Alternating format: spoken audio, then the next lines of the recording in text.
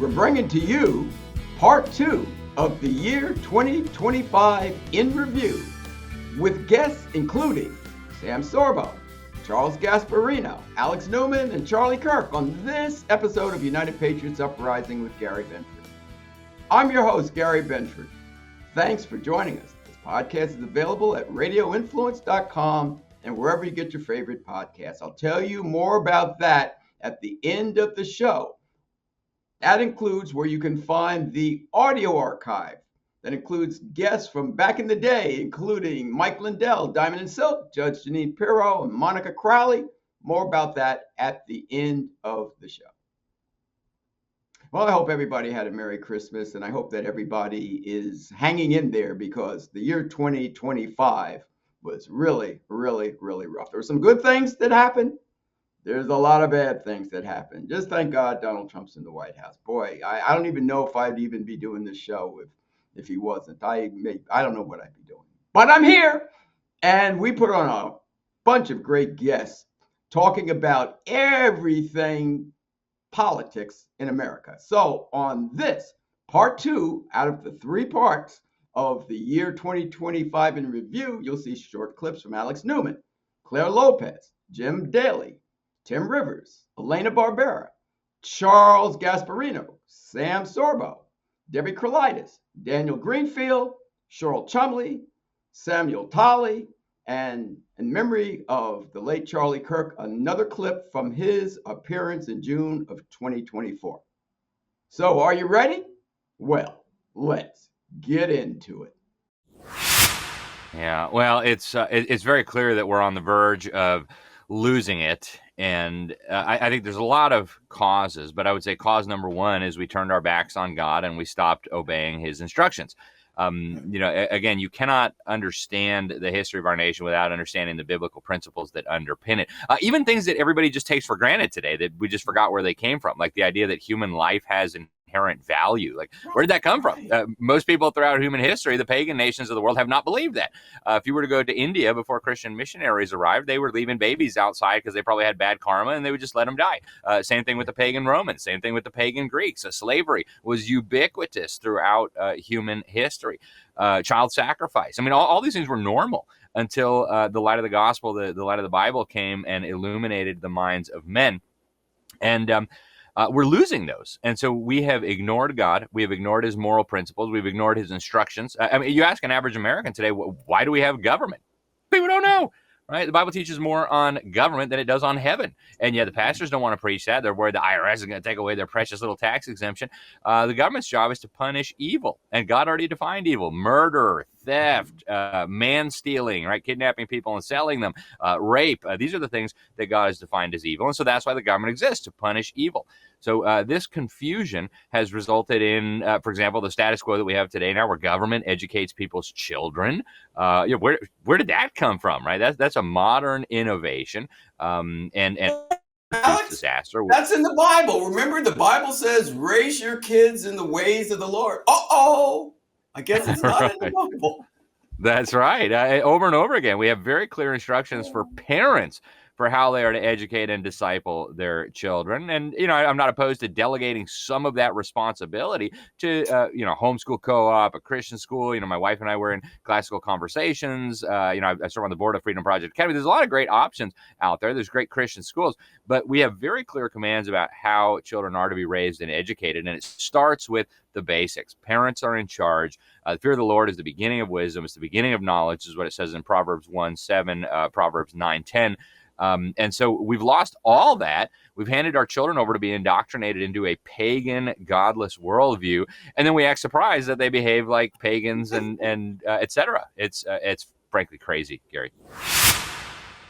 Well, unfortunately, I would say we've had all too many very serious hits very recently. Of course, the assassination of Charlie Kirk there on that university campus in Utah back on September the 10th, day before 9/11 commemoration, right? But even before that, over the last many months and so, we have had, unfortunately, a series of horrible, tragic shootings in places like the church in Minneapolis, Minnesota, the school in Nashville, Tennessee, the synagogue in Uvalde, Texas.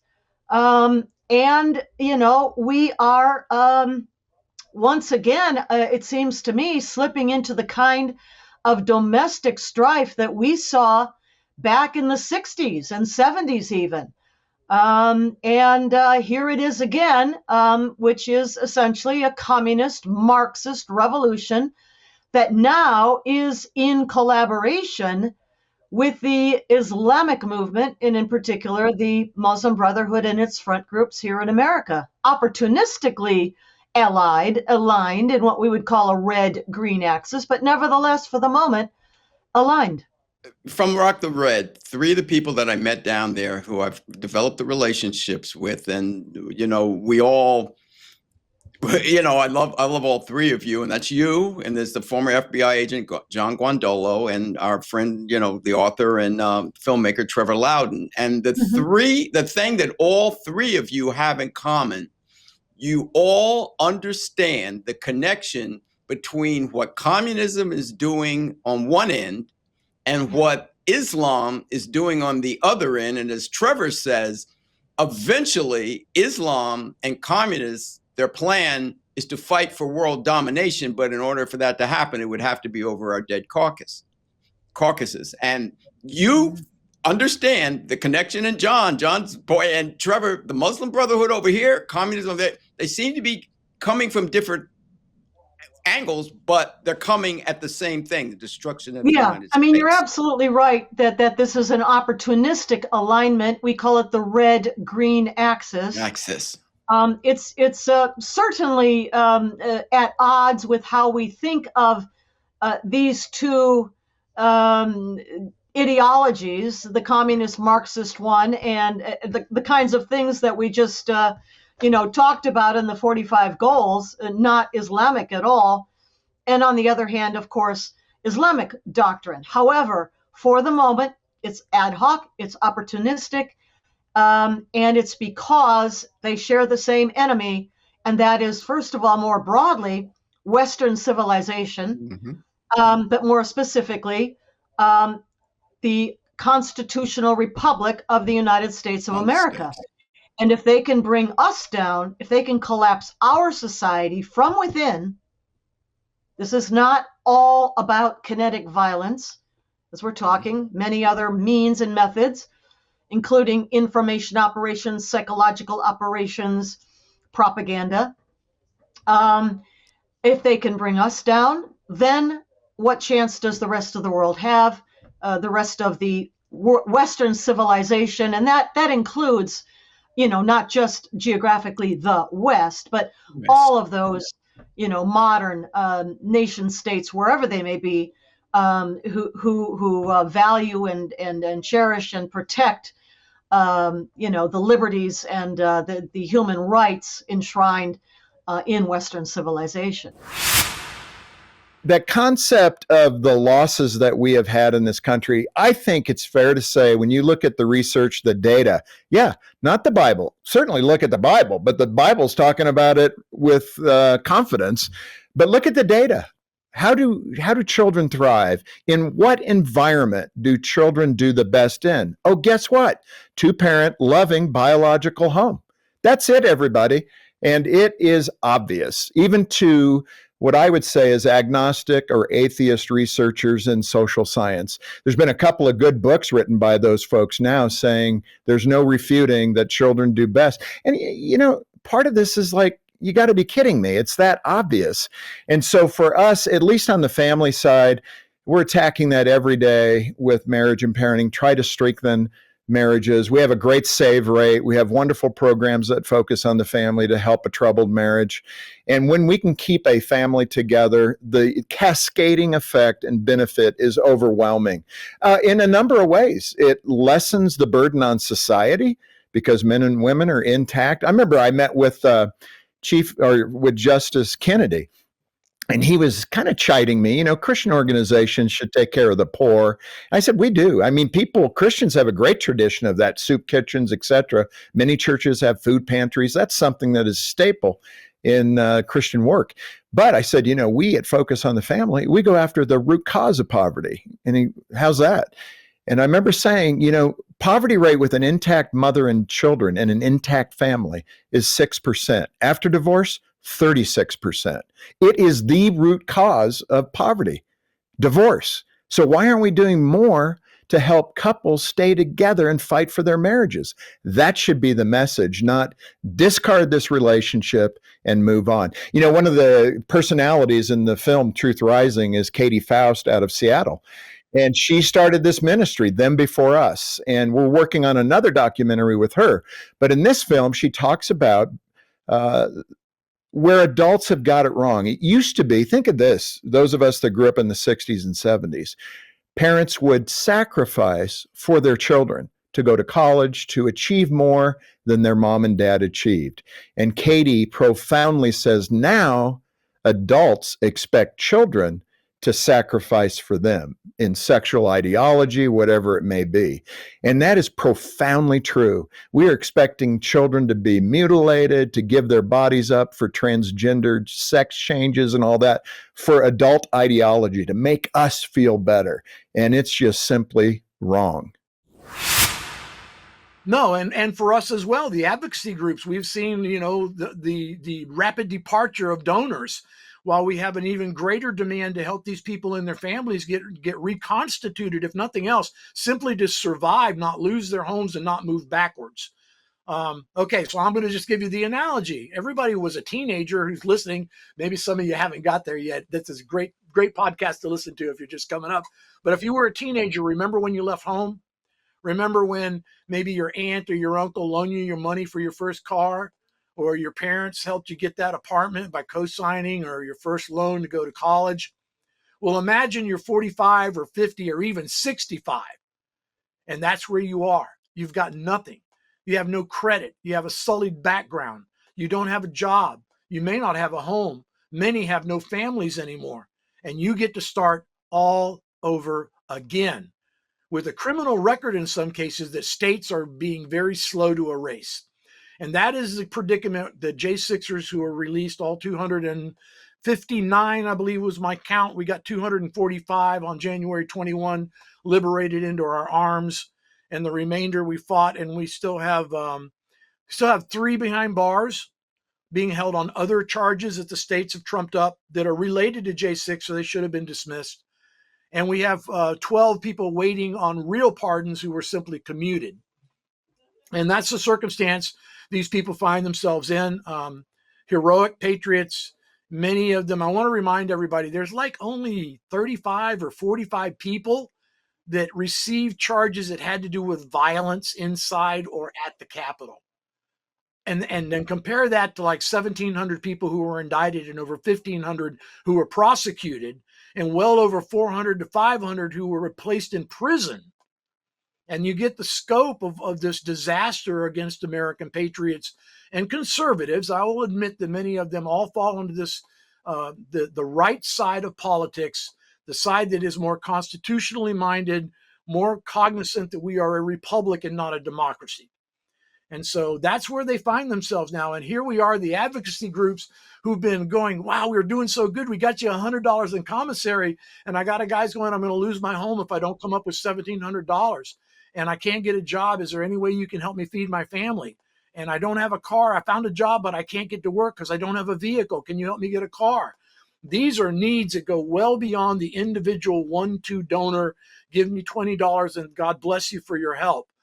We now need massive donors. We need grants, and we need restitution from the government for what's been done to these people. And that's where we stand, and it is not over.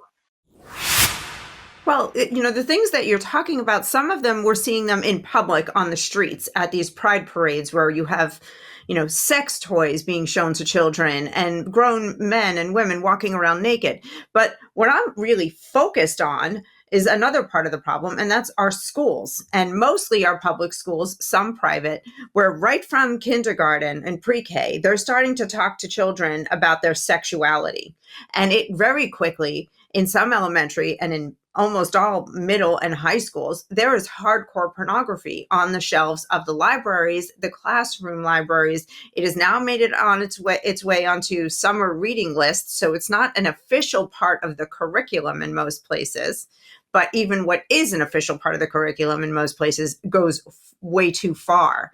And children do not need to know these things. I'm talking about, forgive me for saying this, but instructions on anal masturbation. Okay. How to take nudes of yourself and send them to people without getting caught. How to, make sure to pay for your porn. Different types of sexual relationships like orgies, threesomes, monogamous relationships, having open marriages. These are conversations that are being put in front of children. Well, let's really give them the shock treatment. Tell them how far down the chain are they going? Like how soon? So I know people are saying, oh, okay, they're in high school, they can handle it. No. That's not what this is about. Tell them how low does this go down the educational chain? So recently in Georgia, an organization called Take Back the Classroom that I work closely with, they just found some of the very, very erotic materials that I read from in other venues, not necessarily here, but that I read from in a K-8 school. So they will say, oh, this is just for the middle schoolers. It's fine. Middle school starts at age 11. So even if you don't give it to the third graders, the fourth graders, the fifth graders, that's okay to give it to them. Of course it's not. And advocates of this will, first of all say, well, children need to know these things. And first of all, that's absolutely absurd. Of course, they don't need to know these things. They'll say that if I'm particularly requesting a book is taken out, it's because I'm homophobic or I'm a racist, because some of these books tell stories that are enveloped in another story about, a Black experience or an LGBTQ experience, when that has nothing to do with it. The Supreme Court long ago ruled that books cannot be removed because of political ideology or philosophical differences, things that a school board doesn't like.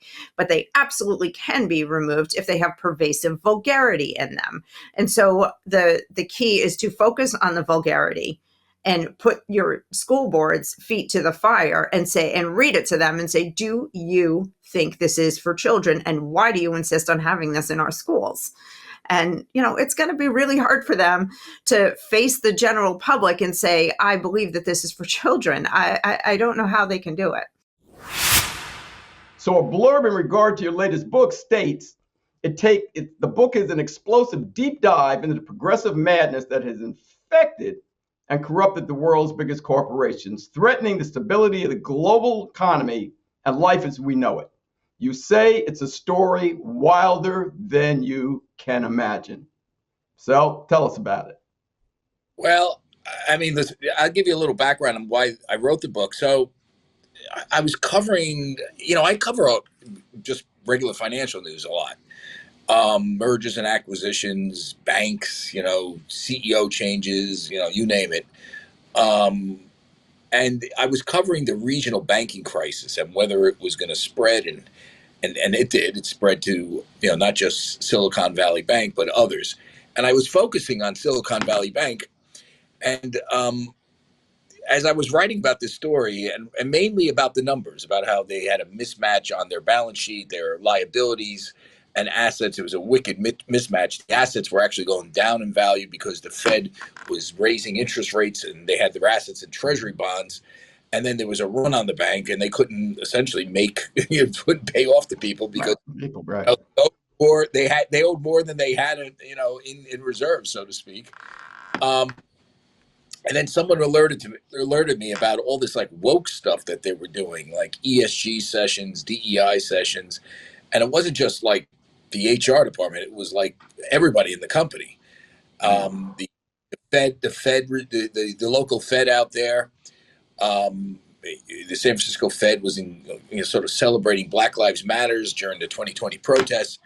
It was really like, you wonder, what these people were doing while the bank's balance sheet was imploding. Well, this is what they were doing, virtue signaling. So it became like this sort of book about how wokeness caused a bank to go under.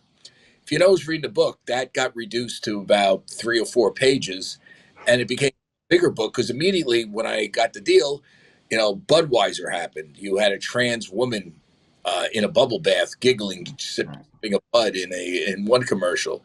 You had the stuff going where the company was using shareholder money essentially to try to overturn a law that was passed by overwhelmingly majority of Republicans who, and a Republican governor who's very popular in the state that didn't want kids to be taught sex ed at a very young age.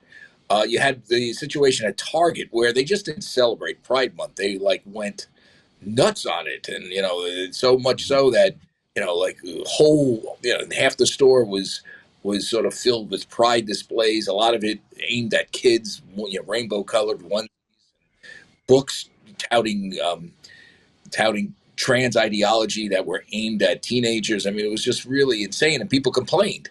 So you put all this stuff together, and I knew I had a bigger book, and that was the book I wrote. Again, Silicon Valley Bank is in the book, but it's literally 3 pages. The bigger story is Budweiser. It's BlackRock with ESG. I spent a lot of time with Larry Fink trying to get in his head why he went so obsessively forward with this investment style that, really reduced oil production at a time we needed oil production during the Ukraine war. And it basically caused inflation. It's the inflation we still have today.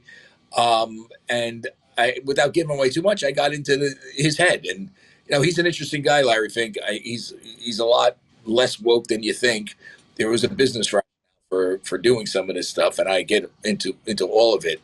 And then I would say the last quarter of the book is how woke is unwinding, and it's a continuation of the stuff you're seeing. The stuff happen right now, where even Disney recently came out and ditched its DEI policies, renamed it, calls it something else. Essentially, they're trying to conform with the law and edicts from the Trump administration. So that's the book, and it's reported out, Gary. It's not. It's not a polemic. I mean, it has a POV, no doubt. Every book does, by the way. But it is reported out. I spent time with the Budweiser people. I spent time with the Disney people.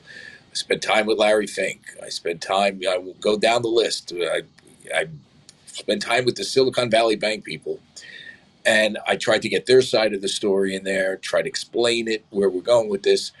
And, I wrote it and reported in a year. It's a little less than 100,000 words, so it's not unsubstantial, but it's a quick read, I think. In your recent speech at the March for Children's event in Washington, you began by saying, quote, "All right, I have 3 minutes to convince you all that you need to homeschool your children." Well, you have more than 3 minutes here, so go for it. Oh, yay. Okay. Well, what was great about that event was many of people were still on board. And so I think the next thing I said, I got such a round of applause. The next thing I said is, "It appears my work here is done." Done. And said, "Thank you. Good night." But yeah, my mission is to empower parents to educate their children themselves, which preserves the family, makes for happier children and happier parents, and actually smarter kids. And the statistics back it up. So homeschoolers score typically about 25 to 35% higher on the standardized testing. And that's the metric of the schools. And of course, we see what's happened in the schools. Now, the whole thing is turned upside down. So what they've done is they've changed their definition of proficient.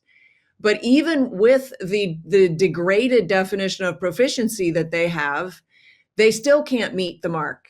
So I think in Baltimore schools, they don't have any children reading at grade level, and they've downed the grade levels. So what used to pass for an 8th grade education today is not even a high school. It's so degraded.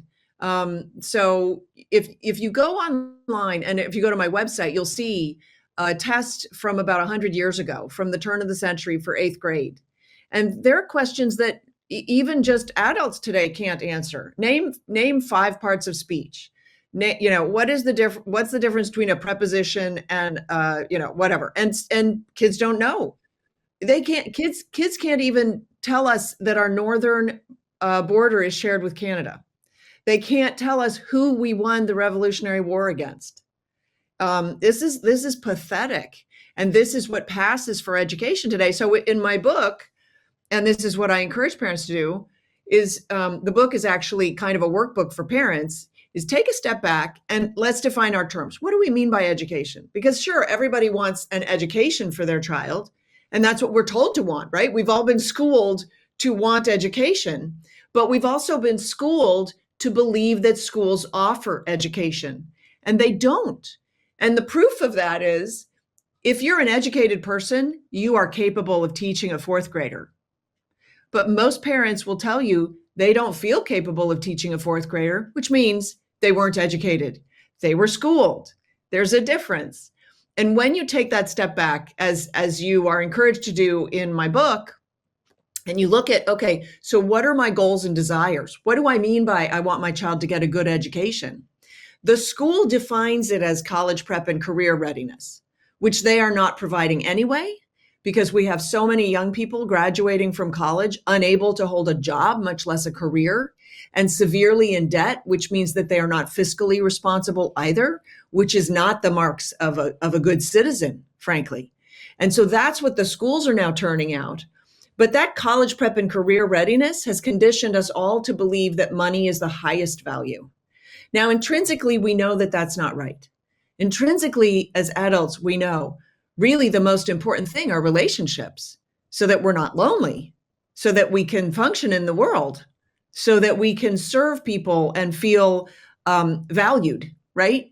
And so if you take a step back and you look at it and you say, okay, so what do I mean by education for my child? I want my child to grow up to be a responsible, contributing member of society. I want my child to have a family, to have children, to have those children love my child, to have those children love me. I want grandchildren, right? When you start to think in those terms, trigonometry just doesn't seem that important. Which, okay, full disclosure, I love math. I tutored calculus in college. I adore, like, this is my wheelhouse, and I'm saying this, okay? It is not easy for me to say, but it's the truth. Relationships and your ability to relate to people and serve other people is more important than your knowledge of trigonometry and calculus. Now, if you choose, if your child has a proclivity toward math, serve that, give them that. And if you can't give it to them, you can find somebody who can stimulate them, who can challenge them, who can get them to step up and really dive in to those things. But that's not the teachers in the schools today. That is, okay, I don't go after teachers. I think teachers, by and large, wonderful people working in a very perverted system that does not serve the children anymore. And my heart breaks for them. But basically, if your child has a proclivity towards some specialty, you can find places that will serve the child, but they aren't full time. You don't send your child away to them. They don't spend 8 hours a day doing that. And so you can get this done as a parent. You can get your child an education in the manner that you would like to see, and avoid the schools altogether, which are now basically child abuse centers. They're just doing horrible things to children. Oh, thank you. So just a quick short commercial is because we're here to serve. We're here to support moms in their journey through motherhood. Kimberly Fletcher, who I know you know, is the president and the founder. 20 years ago, people are like, Moms for America has been around that long? Yes. 20 years ago, Kimberly found this organization at her kitchen table in Ohio. She was looking for a place for moms to unite, to get together, to talk about legislation, to be active in the culture, active in their home, raising patriots, teaching your kids. And she wanted a conservative organization that would make a difference. 8 years ago, I joined her. I kind of was looking, honestly, if you want to hear the quick story, I was looking for a women's organization that would be my voice. It was 8 years ago when the pink-headed crazy ladies all started going out and speaking for all the women across the country. And I was like, there must be a women's organization for conservative moms that would, really be the voice and not, degrading and not speaking on our behalf. I was like, you are not speaking on my behalf. Kimberly was holding a mom's march in response to the Women's March. Went out there, helped to produce this event. I've been with her ever since. The organization has grown. It has doubled, tripled, quadrupled. We now have 500,000 moms in our network all across the country. And really what we're doing is we are reclaiming our culture. This is our mission, reclaiming our culture for truth, family, freedom, and the Constitution. And by doing that, we empower moms, we promote liberty, and we raise patriots. That's our mission. And I kind of call us the greatest support group for women, conservative women, because we're here to help them. It's not easy being a mom in today's culture. It's not easy raising kids, but we're here to help them. Well, it always has been. We get comfortable. There are times that seem more placid than others, but we've been doing this for centuries. The left has been absolutely fighting a war to seize control of the country because they believe that they can create a perfect world if they just have total control over us. And opposition infuriates them, enrages them, and makes them more and more violent. And we're seeing that they've lost the battle of ideas, as you've pointed out. Now they are just looking to wield whatever power they have at state levels, judicial levels. We have what I call a judicial coup, and they're once again turning to street violence because ultimately their goal, and this is important to remember, is a revolution. The left split, roughly speaking, in the 60s and 70s between those who wanted to work from within the system and those who wanted simply a direct violence, direct action, as they would call it now. And now that they've lost the political battle, at least for now, they are much more ready to turn to direct action, to violence, to confrontation for their end game of a revolution that completely destroys the Constitution, any kind of democracy, and any kind of freedom. I hear you now. Daniel, as you were speaking, something just kind of hit me. Okay, Karl Marx was like, okay, we have to get the means of production, so let's get rid of the church, neuter the church, because people will either look to God or government, but not both. And then we take away their weapons. So Karl was saying, okay, we can do this revolution thing. And then Antonio Gramsci, no. Let's do it, change the culture, change the language, change the mores. We can have this bloodless coup. It seems like all of a sudden now, are they going back to more of a Marx type model? They move back and forth.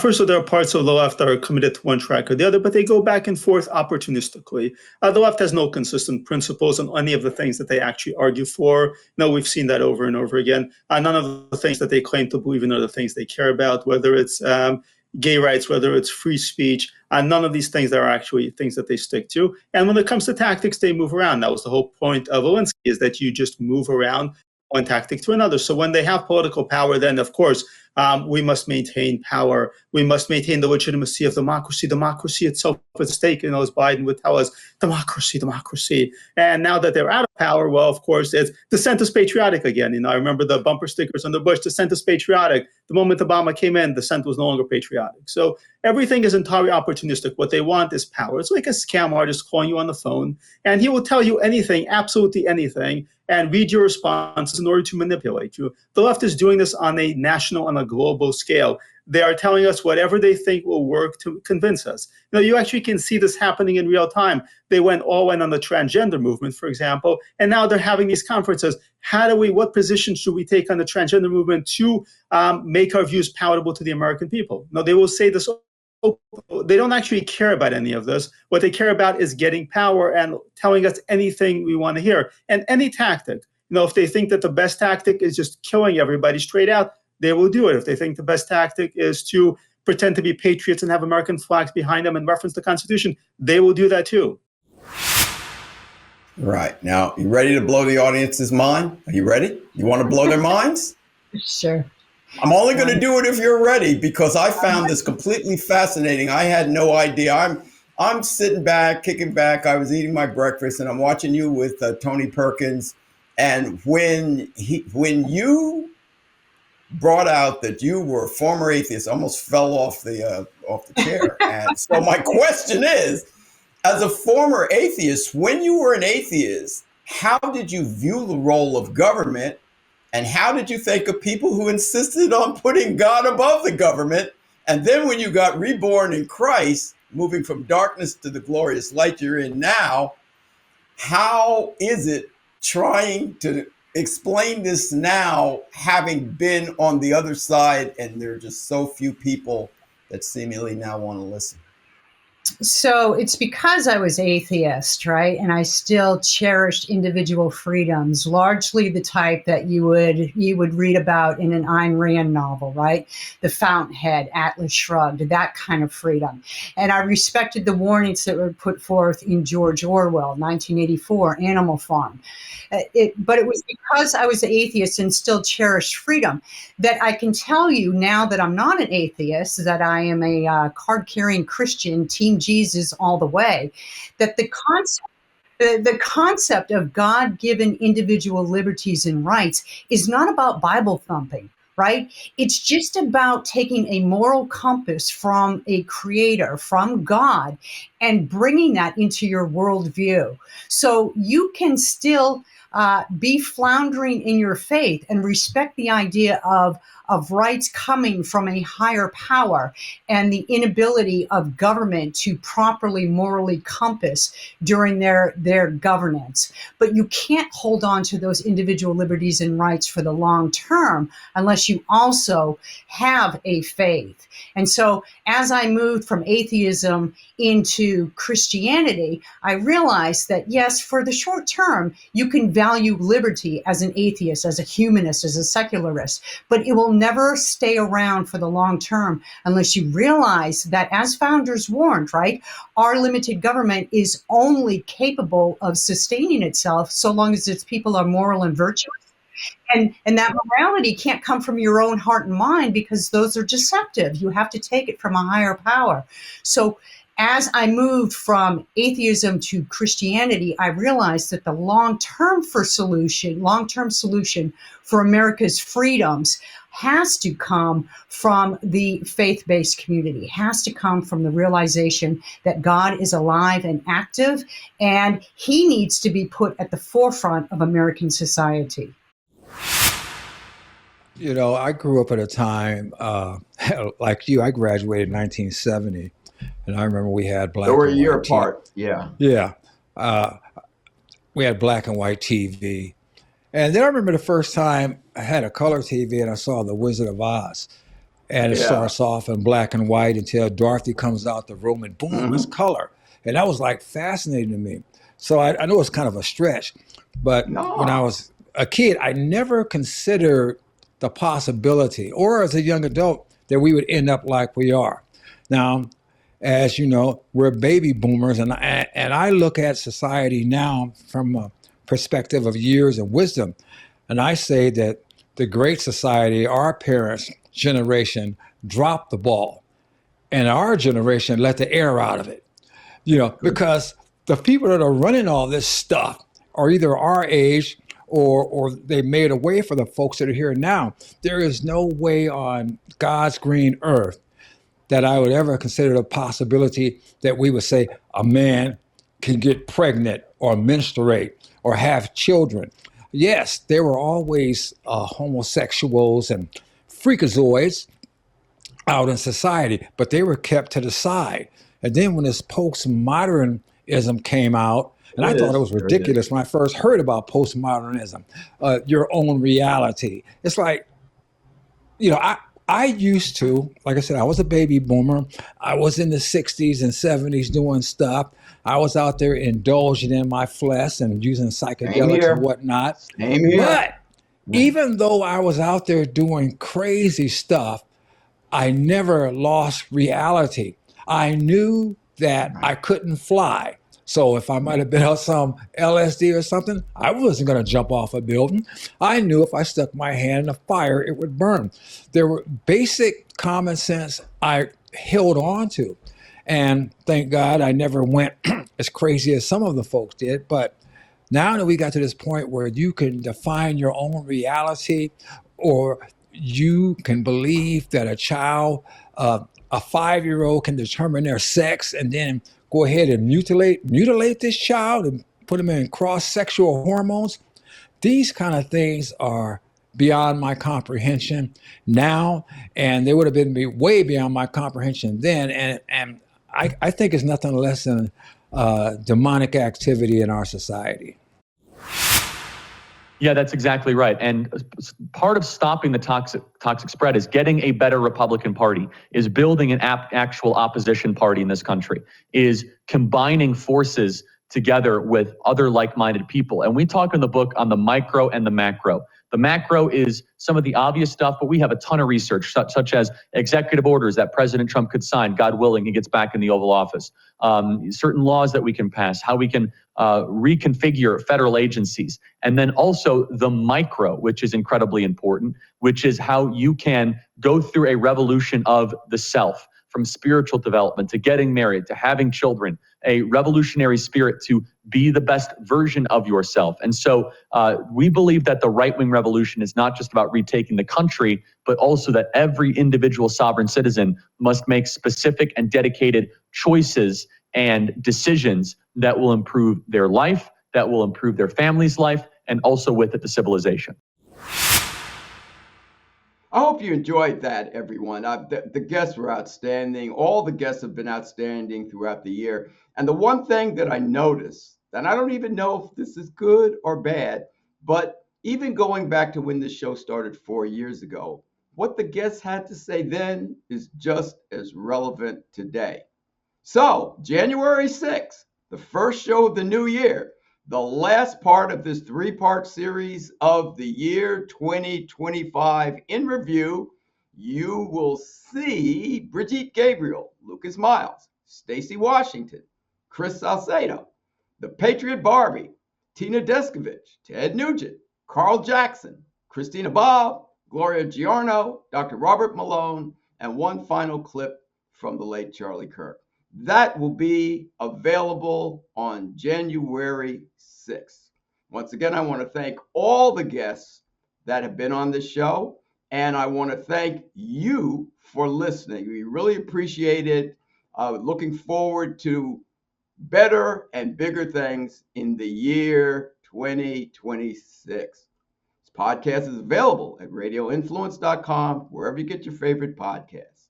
You can find the video version at YouTube, Rumble, the God Family and Country Television Network, the Rhodes Unplugged Media Network, vachristian.org, the America First Warehouse.com, yournews.com, obbmnetwork.tv, WeSeeYouMedia.com, and the Queens Village Republican Club.com. Wherever you go, please leave a rating, a review. Let us know what you think about the show. Now, as stated at the beginning of the show, at radioinfluence.com/category/United Patriots Uprising/ you can find the audio archive when the show was audio only. Everything's there, but there you can find the audio, and we go back and what great guests we had, just like now. But boy, it's just been a ball. I've just really enjoyed this.